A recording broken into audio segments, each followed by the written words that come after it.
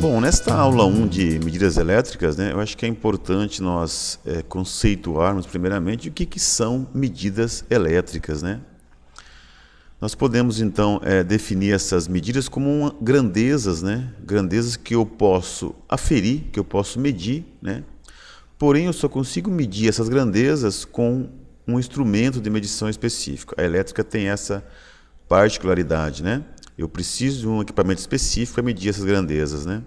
Então não é possível medir a grandeza elétrica só com os sentidos humanos, ok? Nós podemos citar algumas grandezas que nós já estudamos aí, né? Nós conhecemos, que é a corrente elétrica, a tensão, né? A resistência, são grandezas que eu consigo aferir, né? Em um circuito elétrico.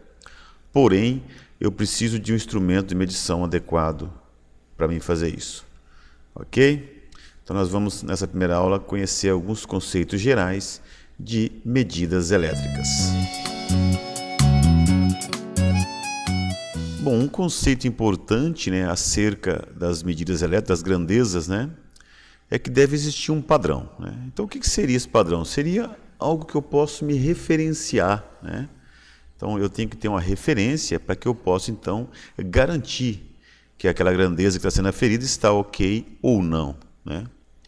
E esse padrão é importante que ele tenha algumas qualidades, né? Algumas características que são importantes para um padrão.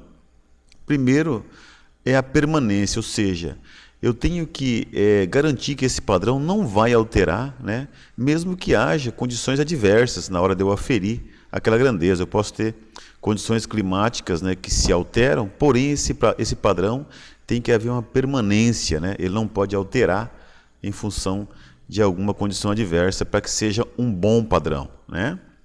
Outra capacidade importante, né, do padrão é a reprodutibilidade, que é o quê? Eu conseguir, né, produzir uma cópia fiel desse padrão. Eu tenho que ter essa capacidade, né? Então, quando eu analiso erros de medição, é importante eu entender o seguinte: em qualquer aferição de uma grandeza, eu tenho um processo que ocorre, né? Então eu tenho o valor medido, o valor que eu coletei, né? Fui lá e coletei com o meu instrumento de medição. Esse valor é o que está disponível para mim, é o que eu consigo aferir, né? Mas eu tenho um valor real, ok? Que é o valor que é o desejado, né? O valor real da grandeza, né? Portanto, esse valor medido menos o valor real, eu tenho então o erro de medição, né? Esse erro pode ser um erro aceitável, né? Em determinados equipamentos isso é aceitável porque existe realmente um erro, né, na própria construção, né, e na própria classe do instrumento de medição, ou ele não pode ser aceitável, então ele teria que ter um outro instrumento de medição que seja capaz de reduzir essa margem de erro, né? Então nós temos que ter essa noção de que o erro de medição ele existe, né? Em alguns instrumentos ele está na classe, né? A classe do instrumento permite uma margem de erro em função do próprio equipamento de medição, ok? Então eu tenho o valor medido e o valor real. O valor medido menos o valor real, eu tenho então o erro de medição. Isso que se chama erro de medição, ok? Bom, quando nós tratamos de erros de medição, é importante eu classificá-los, né, para ver qual que é a causa desses erros de medição, né?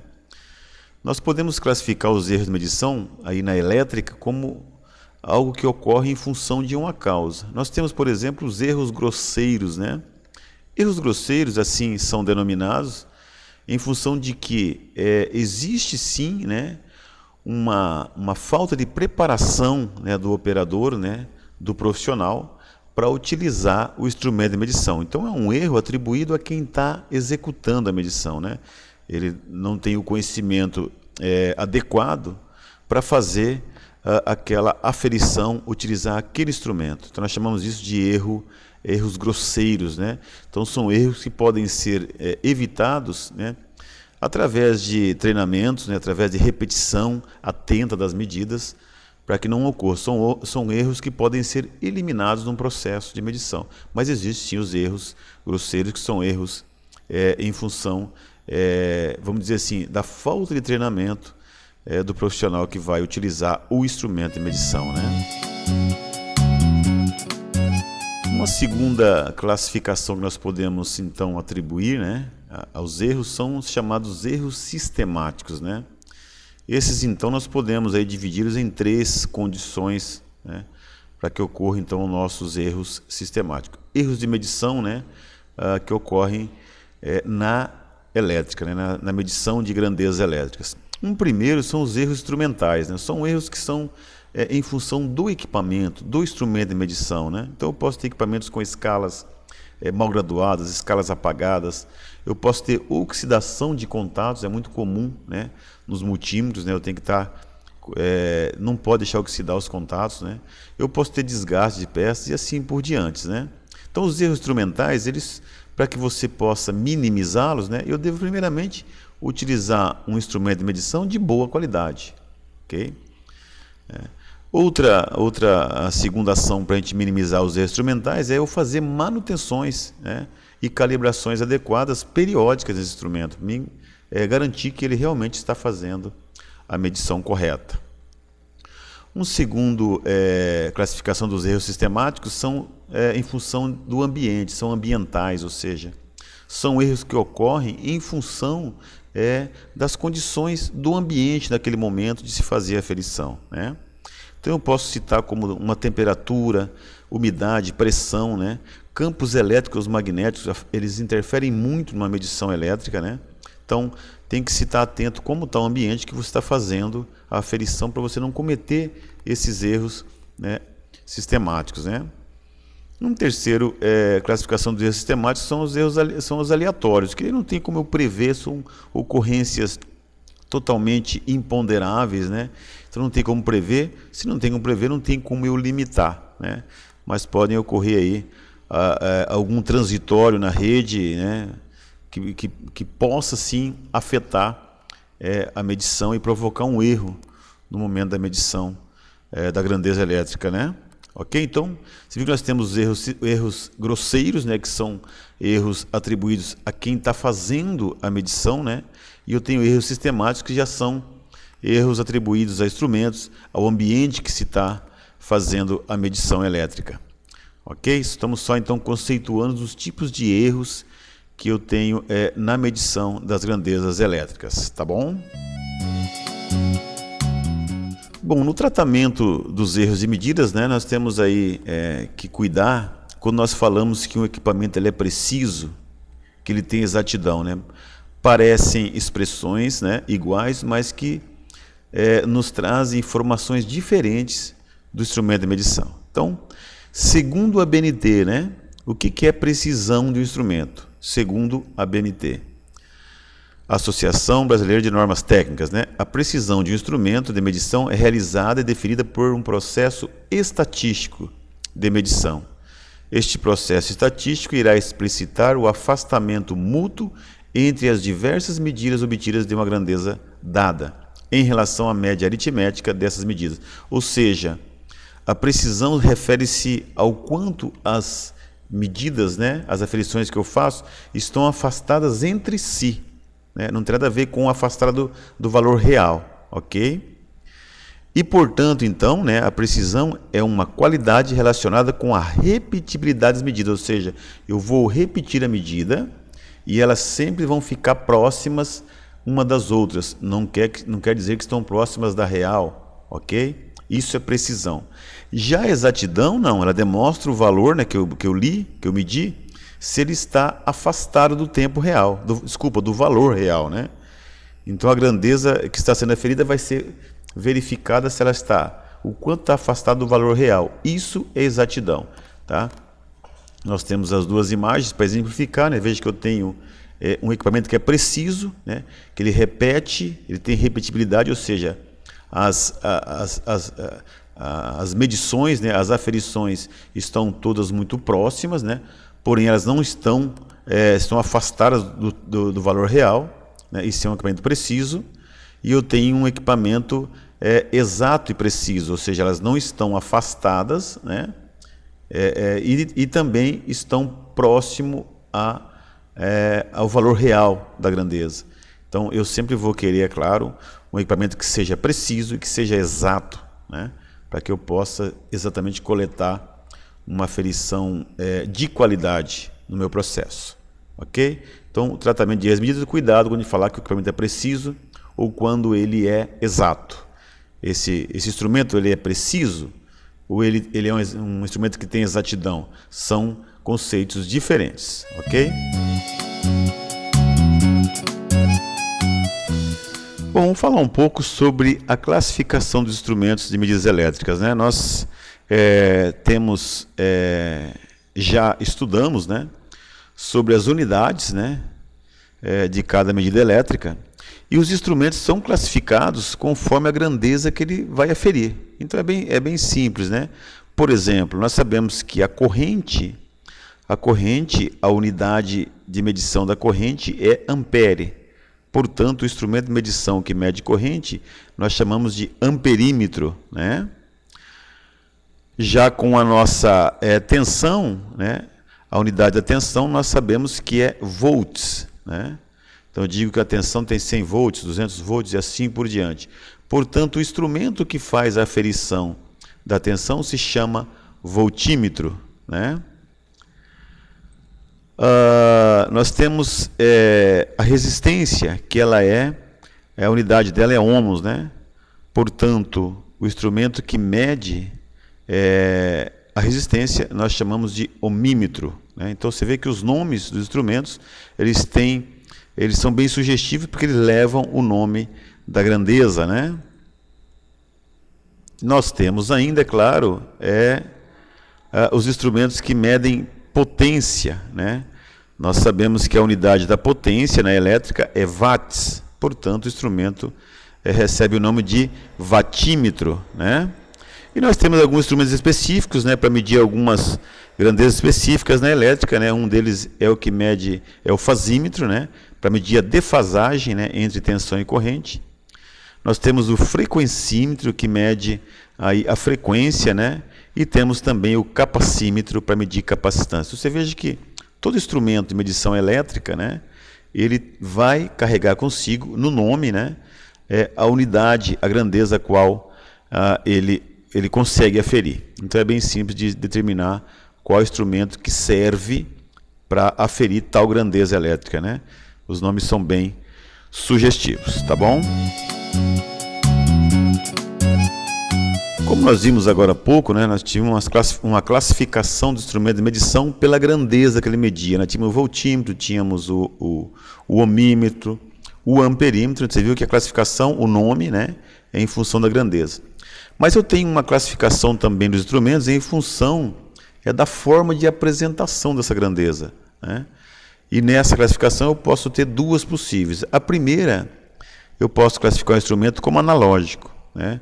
São os chamados instrumentos de leitura indireta, ou seja, eu tenho um ponteiro sobre uma escala, né, que faz a medição, e eu, como usuário, terei que interpretar e às vezes até fazer cálculo para saber qual que é o nível da grandeza que eu estou medindo, né? Nós chamamos de analógico, é uma leitura indireta, né? Eu não tenho explicitado para mim o valor já pronto, eu tenho então que fazer algumas interpretações para mim poder fazer a leitura, né? Um pouquinho mais complexo para se ler esse tipo de aparelho. E eu tenho os mais usados, né, que são os instrumentos digitais, né, em que a leitura ela é direta, ou seja, ela aparece no display pronta para que o usuário consiga já determinar qual é o nível daquela grandeza. Então nós temos a classificação dos instrumentos por forma de apresentação, nós temos instrumentos analógicos e temos instrumentos digitais, né? Falando um pouquinho sobre os dois, né? Os instrumentos analógicos eles conseguem coletar pequenas variações, né? Então ainda são utilizados em muitas aplicações em função dessa precisão da coleta do dado e uma pequena variação. Mas os mais usuais e os mais práticos de se utilizar, é claro que são os digitais, porque, como disse, a leitura é direta, né? O valor está ali no display para você saber qual é o nível da grandeza. Ok? Nós vimos que tem várias formas de classificar, né, o equipamento, né? Uma terceira classificação importante para você verificar um equipamento é quanto à finalidade de utilização, né? Eu posso ter um equipamento de medição, né, um instrumento de medição que é para me medir uso geral, medições comuns do dia a dia, né? E eu posso ter equipamentos extremamente de alta confiabilidade para trabalhar em laboratórios, por exemplo. Então, dependendo da finalidade de utilização, você vai adquirir o equipamento adequado, né? Claro que isso vai ter uma variação de custo, né? Porque você está buscando mais exatidão, né? Bom, nos instrumentos eu posso... tem duas coisas importantes que é bom quem utiliza saber. Primeiro, o calibre, né, desse instrumento e a classe de exatidão, né? O calibre refere-se à grandeza que ele está medindo, qual é o maior valor dessa grandeza que ele consegue aferir. E a classe de exatidão é qual é o erro que pode ocorrer nessa medição em função desse instrumento de medição. Nós vamos ver isso agora, né? Então ali, ó, calibre de instrumentos, né? Ele é o valor máximo da grandeza, né? Mensurável que o instrumento é capaz de medir. Então, por exemplo, um exemplo básico aqui, né? Um voltímetro que pode medir no máximo 200 volts, nós vamos dizer que o seu calibre é 200 volts, né? Uma coisa importante para a gente entender é que há uma forma de eu fazer a leitura, né, num equipamento que seja analógico, por exemplo. Se eu tenho equipamento aí digital, não, né? Está expressa ali no display a leitura direta, mas a indireta eu tenho que fazer uma leitura, né, do ponteiro, das escalas e da chave para mim poder obter qual é a medição, né? Então eu tenho ali, por exemplo, um voltímetro, né? Eu tenho uma posição da chave que eu vou colocar, né? Que no instrumento terá a chave, nós chamamos de a chave K, né? Que eu vou posicionar onde eu quero medir uma tensão 200 volts, eu vou colocar ali em 300 volts para conseguir pegar aquela tensão. Eu tenho o número de divisão na escala, ou seja, lá no relógio eu vou ter uma quantidade de divisões nessa escala, né? E quando eu aferir, esse ponteiro então vai se movimentar e vai mostrar para mim o número de divisões obtidas na leitura. Então, com essa equação 1, eu consigo então retirar, né, obter a leitura do instrumento. É claro que depois que se tem a prática, você não vai utilizar mais um cálculo. Você mecanicamente, né, depois de treinado, você consegue já obter a leitura direta, né? Tá? Mas para quem tem a dificuldade de ler o instrumento analógico, pode-se lançar mão aí dessa equaçãozinha, né? Ou seja, a posição da chave sobre a divisão da escala vezes o número de divisões obtidas na leitura. A posição da chave é você que vai posicionar, né? Divisão da escala é a quantidade de divisões que tem no relógio, né? E o número de divisões é o quanto que o ponteiro do relógio correu de divisões ao fazer a leitura. Nós vamos ver isso mais adiante. Vamos fazer um exercício bem básico para você ver que é bem simples. Vamos lá então. Então aqui um exemplo só para a gente entender como eu vou utilizar, né? Como eu vou fazer para obter a leitura de um instrumento analógico, né? Então eu tenho ali um voltímetro, né? Ele tem uma escala graduada, né? Que tem 200 divisões, né? Ou seja, 200 risquinhos, né? É a divisão do relógio dele, ok? A chave, né? A chave K, que é a chave que eu posicionei, eu coloquei ela em 300 volts, né? E o reloginho, né? Ele correu aí 148 divisões, ele conseguiu medir. Então, qual é a tensão que esse instrumento está conseguindo aferir? Vamos usar então a nossa regrazinha, né? Posição da chave. Ele está dizendo que a posição da chave está em 300. Então, vamos colocar aqui 300, né? Ó. Número de divisões da escala. Ele diz que é 200. Divisões, 200 divisões. Quantas divisões a leitura fez? 148. Né? Aplicando a minha regra, eu sei que é só dividir agora, né? Então, é 300 dividido por 200 vezes o 148, né? E eu tenho 220 volts. Vou colocar aqui. Aí. 220 volts é a tensão que ele aferiu. Então veja que é só eu dividir, né, a posição da chave pela escala, né, pela quantidade de divisões da escala graduada do relógio, vezes a quantidade de divisões que o relógio apontou no momento da medição. Ok? É uma aplicaçãozinha fácil para você conseguir determinar qual é a leitura daquele instrumento analógico. Tá bom? todo instrumento, né, de medição elétrica, ele é de uma classe de exatidão, né? Quando eu compro o instrumento, eu vou solicitar o instrumento de uma certa classe de exatidão. Lembrando que isso tem diferenças, né? Quanto maior for a exatidão, maior é o custo. Então você vai comprar algo que seja adequado para aquela aplicação, né? E também não ter um custo excessivo sem necessidade, né? Então, como classes de exatidão, eu tenho 3 classes, né? Nós podemos chamar, né? A primeira são os instrumentos de precisão, são instrumentos que são usados em laboratórios, né? Para aferições em que eu quero realmente coletar o valor mais próximo possível do real, né? Esses instrumentos vão vir anotados nele, né? Que eles são classe de precisão de 0 a 1 a 0,3, né? Esse valor está lá como a classe daquele instrumento, né? Os instrumentos de ensaios, né, são laboratórios de ensaios que também são instrumentos com alta exatidão, né? Portanto, de custo alto. E a classe de precisão dele é de 0,5 a 1,5, vai estar anotado no instrumento, né, o valor da classe dele. E eu tenho os instrumentos normais, né, serviços gerais, que são os mais comuns, e a classe dele é de 2 a 5. Né? Então nós chamamos isso de índice de classe, né?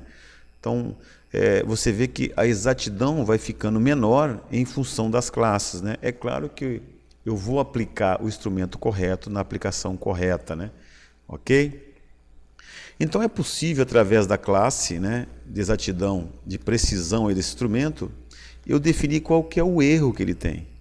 Aí eu consigo definir o erro e entender qual que é a margem de erro que pode estar ocorrendo naquela aferição que eu estou fazendo, através dessa equaçãozinha. Olha só, classe, né? Você vê que a classe do instrumento ela é feita dessa forma. Classe é igual ao erro absoluto, ou seja, o erro que ele tem, sobre o valor do fim da escala, ou seja, o calibre dele, né? Vezes 100. Eu consigo saber o quanto de erro houve naquele instrumento, né? Vamos entender então como é que isso ocorre, para mim poder saber como calcular o erro de um instrumento. Lembrando que eu tenho instrumentos de precisão, instrumentos de ensaios, instrumentos normais, são as classes de exatidão dos instrumentos. Essas classes se referem à precisão do instrumento. Ok? Vamos fazer um exercíciozinho para a gente entender como é que eu consigo coletar e saber qual é o erro daquela medição que eu fiz em função da classe daquele instrumento, né? Vamos lá? Bom, vamos então utilizar a nossa equação para nós sabermos qual é o erro absoluto de um instrumento no momento da medição. Tá? Não quer dizer que ele errou a medição, tá? Quer dizer que esse instrumento, em função da classe dele, ele tem essa margem de erro que pode ocorrer. Ok? Se nós olharmos a fórmula da classe, ela diz o seguinte: classe é igual a erro absoluto máximo sobre o valor do fim da escala vezes 100. Mas o que eu quero encontrar é o erro absoluto, né? Eu quero saber qual é o erro absoluto. Então eu vou isolar a variável que eu quero. Então eu quero isolar o erro absoluto. Então vou colocar aqui, ó, erro absoluto é igual. Se eu isolar o erro, eu tenho que passar o valor de fim da escala, está dividindo, eu passo multiplicando. Então aqui vai ficar classe, vou colocar aqui, ó, classe vezes o valor do fim da escala. Ok? O 100 está multiplicando, eu passo ele dividindo, ele fica dividindo. Você vê que eu fiz um trabalho na fórmula para me isolar a variável que eu quero, né? Que é o erro absoluto. Muito bem, vamos para o nosso exercício. Olha só, diz o seguinte: considere uma medição de tensão indicada em 120 volts. Essa é a medição coletada pelo instrumento. Esse instrumento tem uma classe de precisão de 1,5, né? E a sua escala graduada, né, é de 0 a 300 volts. Né? Qual que é o erro desse equipamento? Então vamos lá, ó. Eu tenho a classe vezes o valor de fim da escala. Então a classe dele é 1,5. O valor de fim de escala, ele está dizendo que é 300. Né? Ok? Dividido por 100, vamos fazer aqui. Ó. Eu tenho 1,5, vamos fazer aqui, 1,5 vezes 300 dividido por 100. Então, ele tem um erro de 4,5 volts. Né? Esse é o erro dele, 4,5 volts. O que isso quer dizer? Se ele mediu 120, o 120 pode ter mais ou menos 4,5 volts de erro. É isso que diz, é isso que a classe diz. Não quer dizer que tem esse erro, mas ele pode ter em função da classe, né? Então, essa medida, né, ela pode estar variando, né, de 120 volts mais 4,5 ou menos 4,5. É isso que está dizendo a nossa classe, né, desse instrumento de medição. Ok?